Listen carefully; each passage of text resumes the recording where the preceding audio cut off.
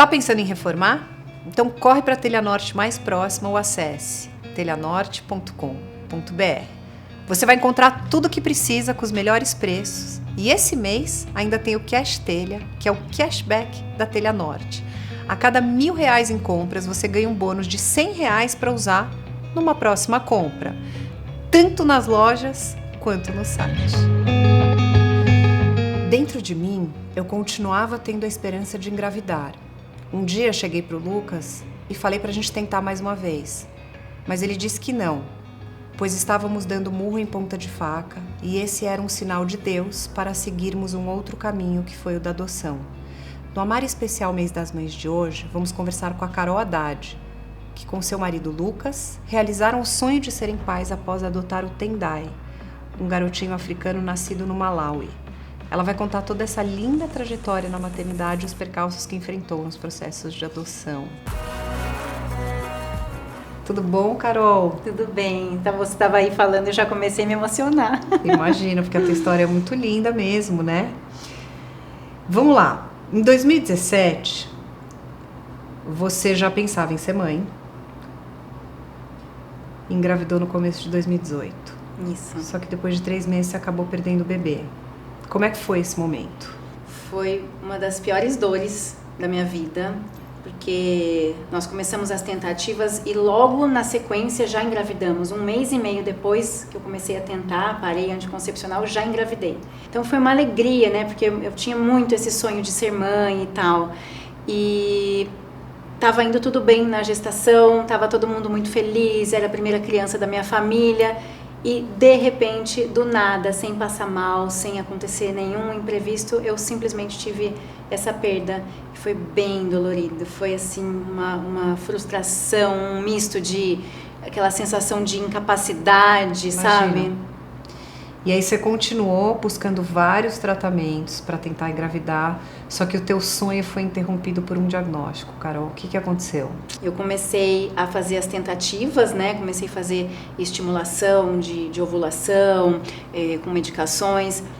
Comecei a fazer algumas FIVs também, mas na primeira tentativa, minha médica já me falou, olha, depois da sua perda, você entrou em menopausa. Né, menopausa precoce, porque eu tinha 33 para 34 anos e meu organismo colapsou, ela usou esse termo, então Sim. Eu não consegui mais ovular depois disso, por isso comecei as tentativas com as FIVs. Que também não foram para frente. Não foram fáceis e também não tivemos sucesso, né? E cada FIV eu tive uma intercorrência diferente, sabe aquela sensação de que Sim. Não é para ser? Então, na primeira FIV não deu certo a coleta dos óvulos. Na segunda FIV, os óvulos não tinham qualidade. Na terceira FIV, eu já nem quis contar mais com os meus óvulos. Eu já quis óvulos doados de uma doadora que eu não conhecesse, né? E tinha tudo para dar certo, porque a qualidade dos óvulos dela era maravilhosa. E mesmo assim, com todos os óvulos que colhemos, não deu certo. Com esse diagnóstico de menopausa em mãos, com essas tentativas todas, você e seu marido decidiram partir para adoção. Isso já era um sonho de vocês ou essa ideia acabou sendo fomentada em vocês pelas tentativas que não deram certo? Nós já conversávamos anteriormente sobre ter um filho através de fertilização, e nosso segundo filho a gente queria muito que fosse adotado, então a gente já tinha dentro do nosso coração essa vontade. Eu demorei para amadurecer em mim a questão da adoção. Para o meu marido foi muito rápido, ele já queria pular direto para adoção, tanto é que nós entramos na fila de adoção na minha cidade já tem 4 anos, né? Mas eu demorei para amadurecer isso em mim porque eu não conseguia sentir dentro do meu coração o que eu queria, se eu queria gerar, se eu queria gestar ou se eu queria somente ser mãe. Demorou um pouco para eu entender que o meu sonho era ser mãe, não era engravidar, ter um filho biológico, eu só queria ser mãe. E eu demorei um pouco para amadurecer e para ter essa sensibilidade de entender isso em mim, sabe? Então, quando meu marido falou, olha, vamos parar de fazer fertilização in vitro, vamos direto para adoção, você não está percebendo que o nosso caminho não é esse? Você não está percebendo que nós estamos dando murro em ponta de faca, como você falou, né? E aí eu falei, tá, eu acho que você tem razão. E aí foi interessante que quando eu fui para essa ideia da adoção, aquilo já me preencheu de uma forma, aquilo preencheu todo o meu coração, toda a minha vontade, todo o meu sonho, minha expectativa. E ali eu pude perceber que o que eu queria era simplesmente ser mãe. Carol, vocês estavam habilitados para adoção na sua cidade, que era o interior de São Paulo. O que levaram vocês, o que levou vocês a partirem para adoção internacional, no caso na África? A demora, o tempo de espera, que é algo surreal, né? A gente sabe que a adoção no Brasil é, sim, muito criteriosa, né? É muito cuidadosa, mas não faz o menor sentido. Pelo menos na minha região, na minha cidade, né? A média de espera é entre 7 e 9 anos na fila. Quando vocês entenderam que tinha essa demora enorme na comarca da sua cidade, vocês daí entenderam que uma possibilidade poderia ser a adoção internacional? Foi assim, um dia meu marido falou, vamos adotar. Eu falei, tá, mas como é que a gente começa? Aí ele falou, onde é mais fácil adotar? Eu falei, eu acho que deve ser na África, né? Porque tem muita criança lá. Mas eu não tenho o caminho, eu não sei como fazer. Ele falou, deixa comigo que eu vou decidir. Vocês tomaram essa decisão após você entender que tinha essa demora de 7 anos. Daí Isso. Vocês tentaram um caminho para ver onde seria mais rápido, vamos dizer assim. Isso foi que ano, Carol? Isso foi em 2020. Em 2020, antes da pandemia? Antes da janeiro. pandemia. Então nós estamos falando de janeiro, fevereiro. Antes da pandemia. Aí vocês decidiram pela África e ele começou a entender qual seria o caminho. Ele começou a entender, ele foi para o consultório e atendeu uma paciente e ele sentiu ali no coração de perguntar para aquela paciente, que ele sabia que era advogada, se por acaso ela tinha algum contato de um advogado que trabalhasse com a adoção internacional. Entendi. E aí ela prontamente respondeu, nossa, você falou com a pessoa certa, eu moro num condomínio e a minha vizinha adotou uma criança lá no Malawi. Não é possível. E a minha vizinha, inclusive, é amigona do advogado, eles são padrinhos, eles são compadres. E aí vocês, então, Aí como nós destino entramos se em encarregou... Exatamente. No mesmo dia, nesse mesmo dia, nós fechamos o contrato com o advogado. No mesmo dia. Carol, como é que é o processo, desde o processo burocrático até o operacional para fazer uma adoção internacional? Assim como é aqui no Brasil, você passa pelo advogado mais ou menos o perfil que você gostaria de adotar. Qual você passou? Eu falei que eu queria um menino com uma idade aproximada de 4 a 6 anos. Eu não queria um bebê, né? Eu queria de 4 a 6 anos e, se possível, 2 irmãos, ou um menino e uma menina, ou 2 meninos. E aí, nesse meio tempo, ele foi mandando algumas fotos, simplesmente para a gente conhecer algumas crianças, né? E no meio dessas fotos veio a foto do meu filho, e ele não tinha irmãos. E quando a gente bateu o olho na foto dele, eu e meu marido simplesmente isso eu não sei te responder detalhadamente. Sim, como, coisa de emoção. Mas eu só sei dizer que quando eu olhei aquela fotografia, eu sabia que ele era meu filho. Você falou, é meu filho. E eu perguntei, mas ele tem irmãos? Meu advogado falou, não tem, mas ele é sozinho. Eu falei, mas eu já sei que é ele. O seu advogado, que é uma pessoa especializada, que é o advogado Bruno Galhaço, de várias pessoas que seguiram o seu caminho, como que ele tem essa relação com o Malawi? Por que lá? Queria que você falasse um pouco mais, né? O Malawi é o país mais pobre do mundo. Então é o país que mais tem criança abandonada. Loucura. E aí ele acabou abrindo as portas dessa adoção lá, justamente por conta do caso do Bruno e da Giovana, né? Ele é amigo do Bruno e da Giovana e ele que auxiliou em todo o processo. Então, fazendo o processo deles, ele descobriu qual seria o caminho, o melhor caminho, a melhor forma de finalizar isso com um tempo razoável. Por isso que ele tem essa experiência. Entendi. Então você viu a foto, você sentiu no seu coração que era seu filho e o mundo fechou em março de 2020. Como é que ficou? Vocês puderam se comunicar por telefone, alguma coisa assim? Como é que ficou até... Vocês acabaram indo um ano depois.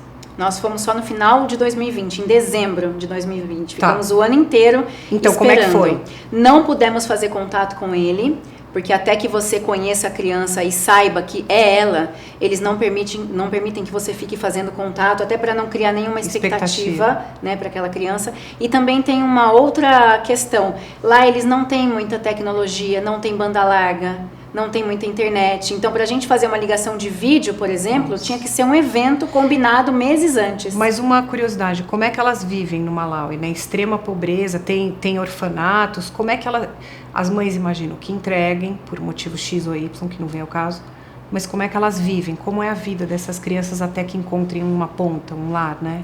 Lá no Malawi, tem um orfanato a cada esquina, e não é exagero.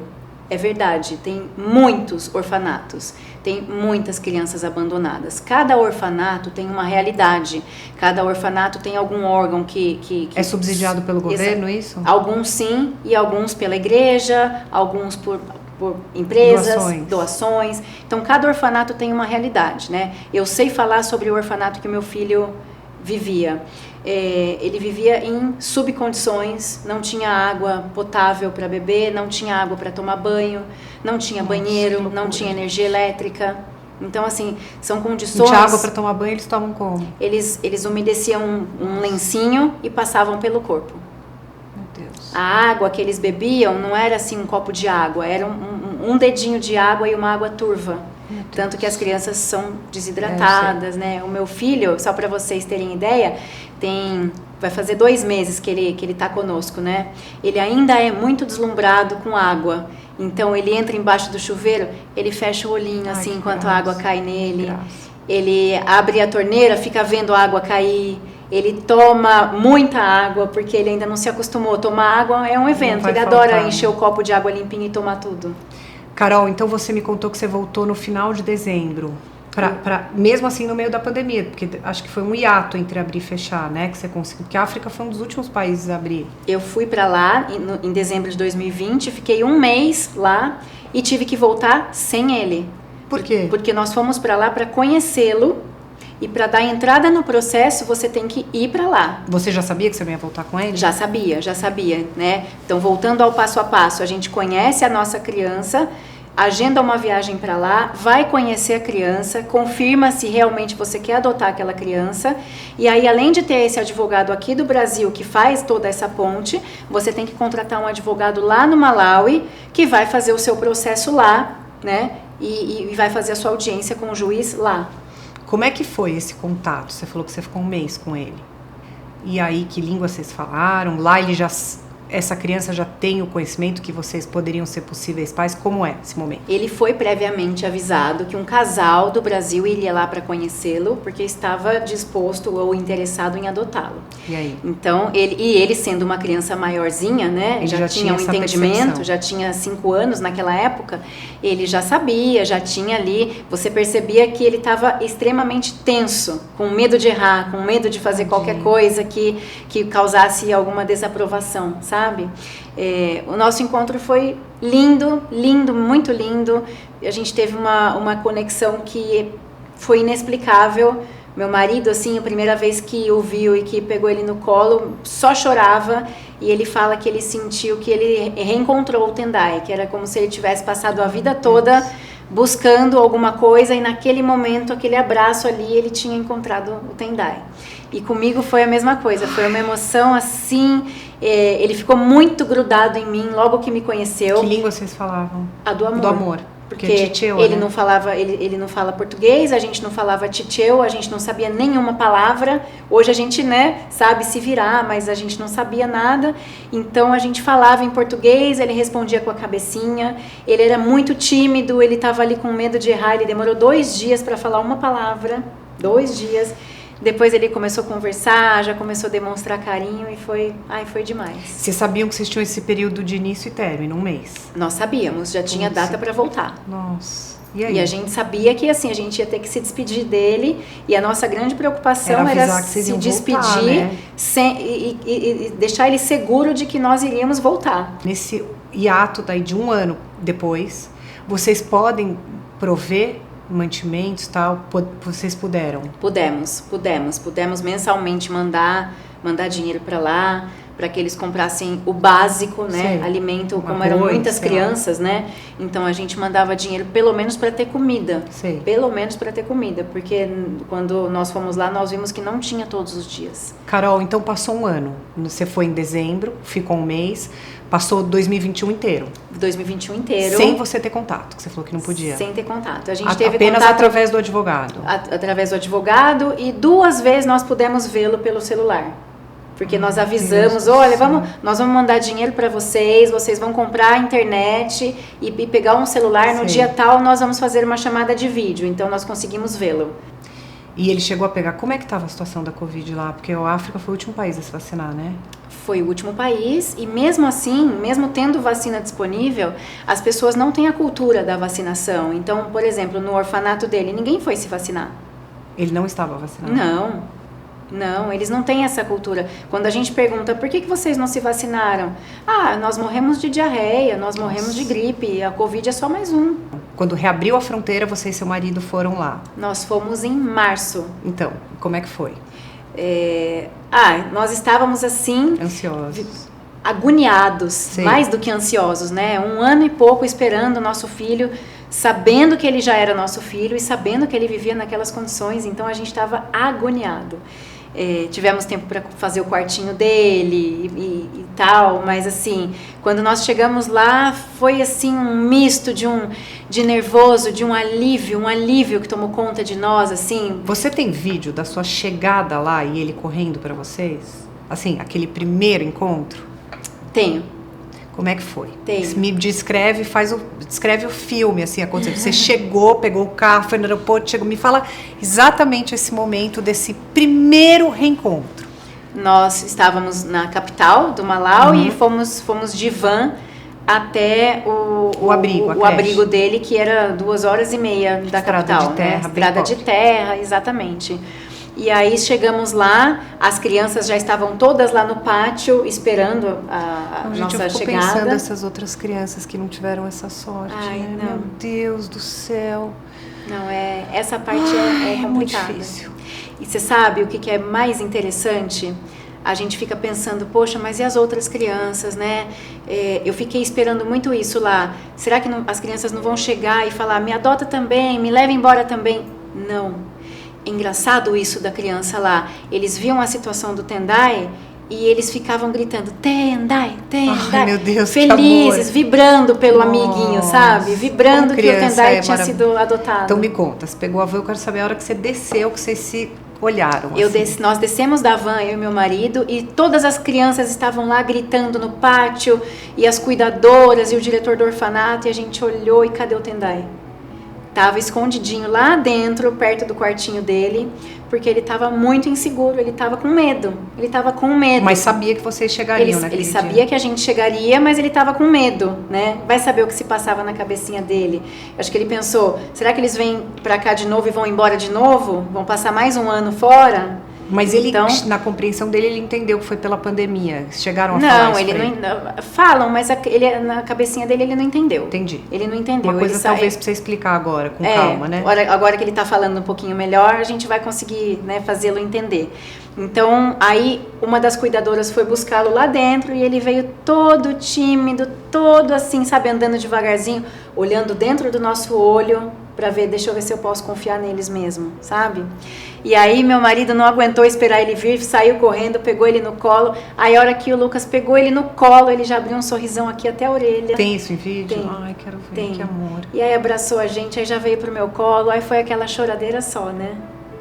E aí, final feliz. Ai, foi muito gostoso. Carol, você tem um projeto muito legal que tem até o nome do meu programa, Amar Mita. Sim. Amar Mita. Vocês levaram esse projeto para lá? Fala desse projeto. Levamos esse projeto. Eu criei no início de 2020, junto com a pandemia, né? A gente começou só em Campinas, atendendo pessoas em situação de vulnerabilidade. E em dezembro de 2020, quando nós fomos pela primeira vez para a África, nós levamos o projeto lá. Então, a gente fez ação no orfanato, atendendo as crianças, comprando tudo que eles precisavam, assim, desde leite, suplementos e alimentos, tudo. Foi bem legal, foi bem gostoso. Esse projeto você mantém em Campinas? Sim, até hoje. Como é? Hoje nós atendemos vários tipos de públicos, né? Nós atendemos pessoas dentro de comunidades, levando cestas básicas, itens de higiene, cestas de produtos de limpeza, ações Páscoa, Dia das Crianças. Que eu imagino que você arrecade na tua cidade. Arrecado na minha cidade, desde né? brinquedo até nós não temos perecíveis. Alguns patrocinadores, nós temos a equipe, né, que pega as doações, brinquedos, chocolates, hoje principalmente alimento, que é a nossa maior necessidade. Não perecível, né? A gente atende um público muito grande com cesta básica e que só aumenta. E a gente faz ação dentro das comunidades e também esporadicamente com pessoas em situação de rua. Parabéns. Obrigada. Carol, então em março vocês 3 chegaram. Como é que tá sendo, né? Uma vida nova para os 3. uma vida nova para ele, que está num país novo, numa cultura, uma realidade que ele nunca viveu. Está sendo um processo difícil, porque não é fácil, mas lindo. Lindo. A gente tem prazer em ver a evolução dele, a adaptação dele. O Tendai é uma criança extremamente abençoada, assim. Ele é uma criança que eu e o Lucas, às vezes a gente senta e fica olhando e fala assim, nossa, será que a gente merece esse menino? Porque ele é muito especial. Como é que tá o português? Você acha que, bom, criança pega rápido, a escola que você me falou que ele já tá indo à escola. A comunicação dele tá deslanchando, é impressionante.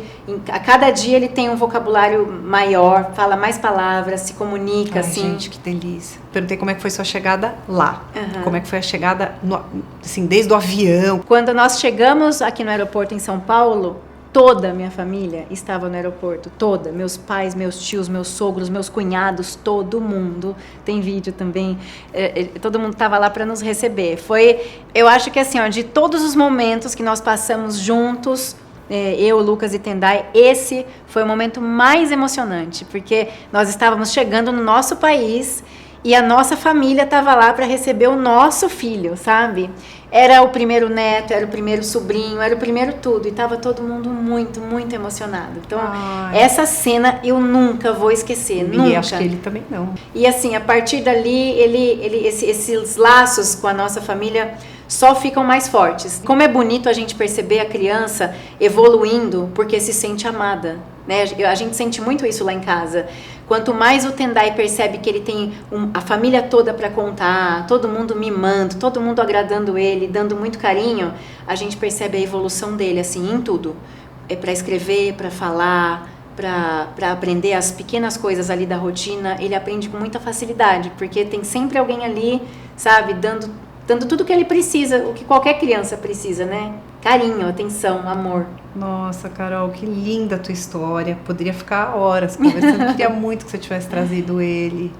Vamos ver ele por vídeo aqui, né, no programa. Muito, muito obrigada. Antes da gente encerrar, eu queria saber, com essa trajetória, o que significa amor para você? Olha, Mari, eu posso dizer que eu estou experimentando amor. O verdadeiro amor eu estou experimentando agora. Por mais que a gente ame os pais, ame o marido, mas o amor de um filho é uma coisa que preenche a gente assim, ó, dos pés à cabeça. É algo que leva a gente em lugares que a gente nunca achou que a gente ia experimentar, sabe? Amor para mim é isso, é você se doar o quanto for necessário e ainda assim você perceber que você pode dar sempre mais, porque é alguém que você daria a sua vida. Nossa, Carol, obrigada por ter vindo aqui. Fiquei muito feliz de contar a tua história. Um feliz Dia das Mães para você. Vai ser seu primeiro, Meu né? primeiro. Feliz Dia das Mães, Carol. Muito obrigada. Que seja uma trajetória linda aí da família de vocês, tá? Muito obrigada, eu que agradeço. Obrigada mesmo. Se você tem uma história de amor ou maternidade para compartilhar, escreve pra gente no amarmaternidade@gmail.com. Estamos em todas as redes sociais e fazemos esse programa com amor para vocês. Ficou muito fácil se inscrever no canal. Você faz um login, inscrever-se, tá inscrito. Se você for de São Paulo, pontua isso no e-mail, porque por hora só gravamos aqui. Tô te esperando no próximo programa. Tchau!